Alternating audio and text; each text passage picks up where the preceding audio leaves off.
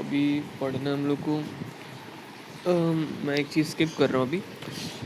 Irrational number का जो graph था उसको अभी कर रहे हैं स्किप, ठीक है।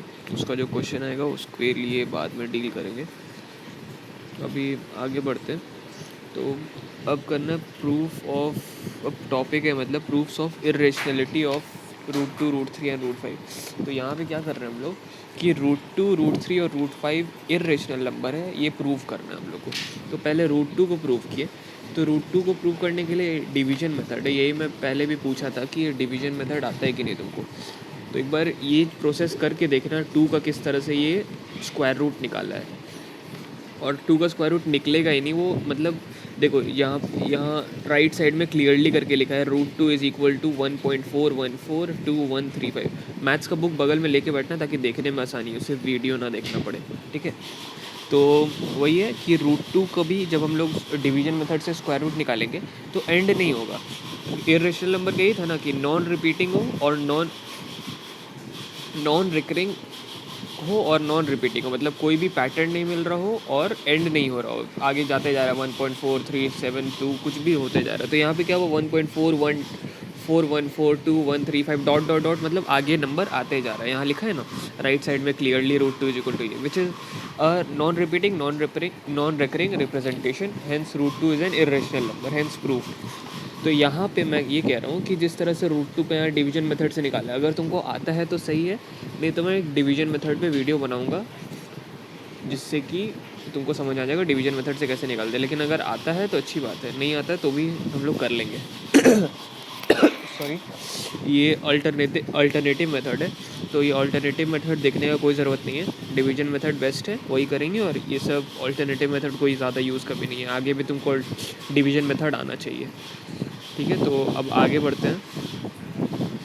अब वही है टू प्रूव √3 इज इरेशनल, वो भी उस तरह से प्रूव हो जाएगा।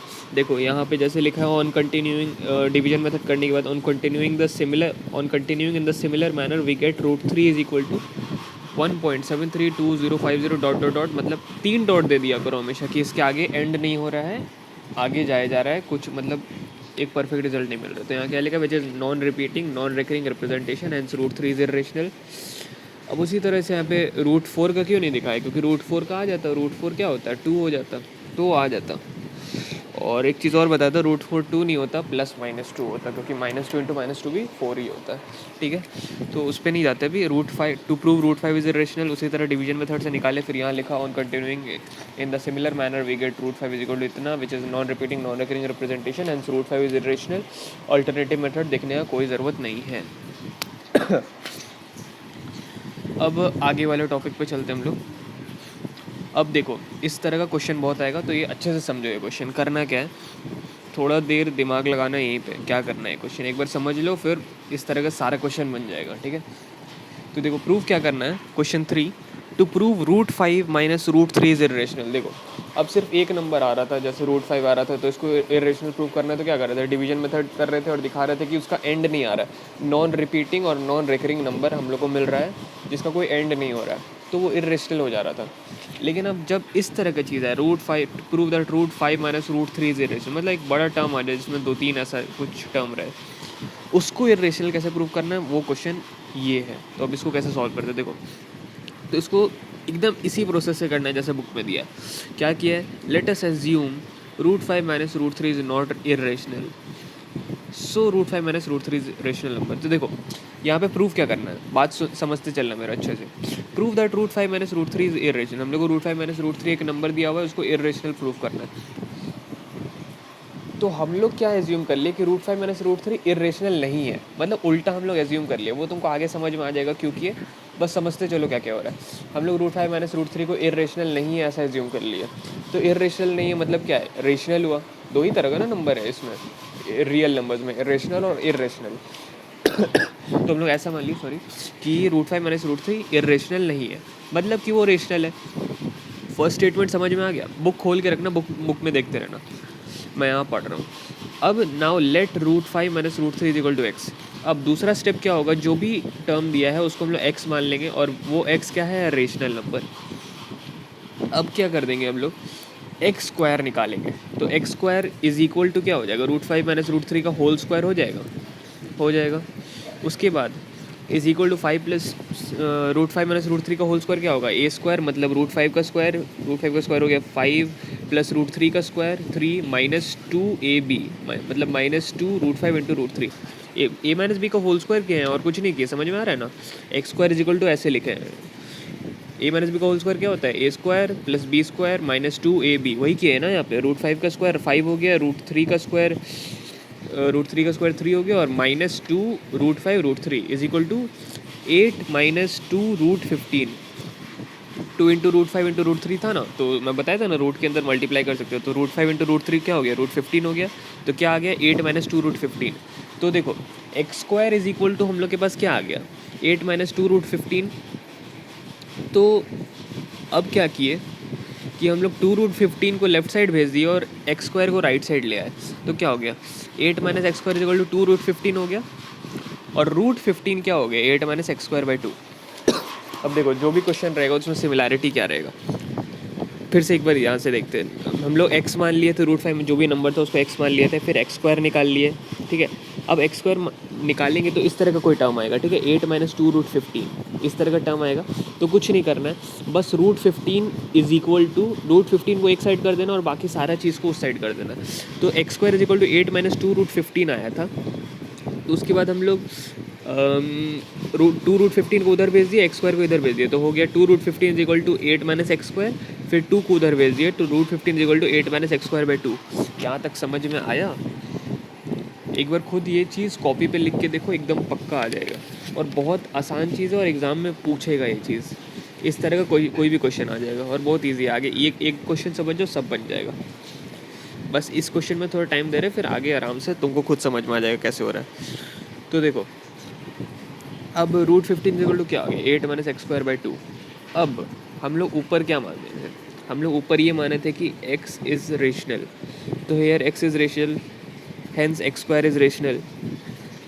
मतलब अब देखो ऊपर हम लोग x को रेशनल माने थे ना, अब हम लोग क्या कर रहे हैं, x रेशनल था तो एक्स स्क्वायर भी रेशनल होगा। अरे कोई भी रेशनल नंबर है तो उसका स्क्वायर भी तो रेशनल ही नंबर होगा, ठीक है। तो अब देखो हम लोग √15 को भी लेफ्ट साइड रहने दे रहे हैं। अब राइट साइड जो है ना 8 माइनस एक्स स्क्वायर बाई 2 उसको कर रहे हैं हम लोग। क्या कर रहे हैं, एक्स रेशनल हम लोग माने थे तो एक्स स्क्वायर भी रेशनल हो जाएगा, तो 8 माइनस एक्स स्क्वायर, देखो न्यूमरेटर क्या 8 माइनस एक्स स्क्वायर भी रेशनल हो गया, और अब पूरा टर्म लिख दिया 8 माइनस एक्स स्क्वायर बाई 2 भी क्या हो गया, रेशनल। लेकिन √15 क्या है, इर्रेशनल। तो क्या हो गया, इसका मतलब हो गया 8 minus x square by 2 irrational हो गया। समझ में आ रहा है एक चीज़ यहाँ पे हो क्या रहा है, देखो सॉरी, हम लोग शुरुआत में एज्यूम किए थे कि ये इर्रेशनल है, √5 माइनस √3, देखो फर्स्ट स्टेटमेंट देखो। लेकिन तो अब हम लोग उसी के हिसाब से यहाँ लिख रहे हैं कि here x is rational, x square is hence, यहाँ पे हम लोग एक्स को रेशनल माने थे तो इसी तरह से एक्स स्क्वायर भी रेशनल हो जाएगा, तो 8 माइनस एक्स स्क्वायर भी रेशनल हो जाएगा और 8 माइनस एक्स स्क्वायर बाई 2 भी रेशनल हो जाएगा। लेकिन हम लोग को इतना तो पता है ना कि √15 इर्रेशनल है, तो अगर √15 इर्रेशनल है तो √15 8 माइनस एक्स स्क्वायर बाई 2 के बराबर है, तो 8 माइनस एक्स स्क्वायर बाई 2 भी तो इर्रेशनल होगा।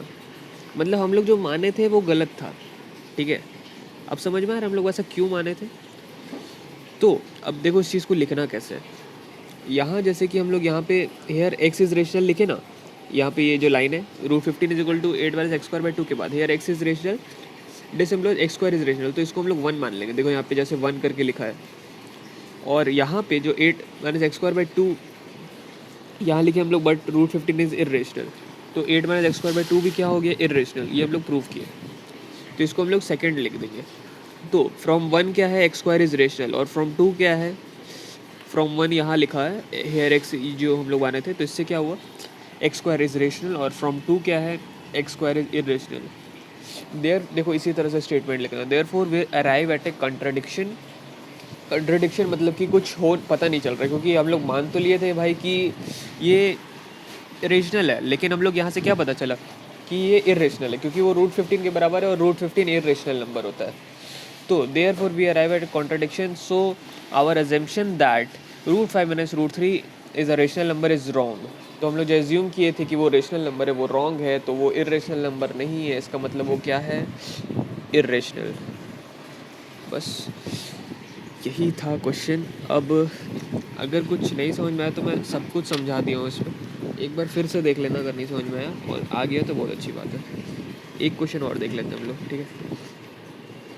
हाँ तो आधा पार्ट उसका, सॉरी इसी साइड है आधा पार्ट।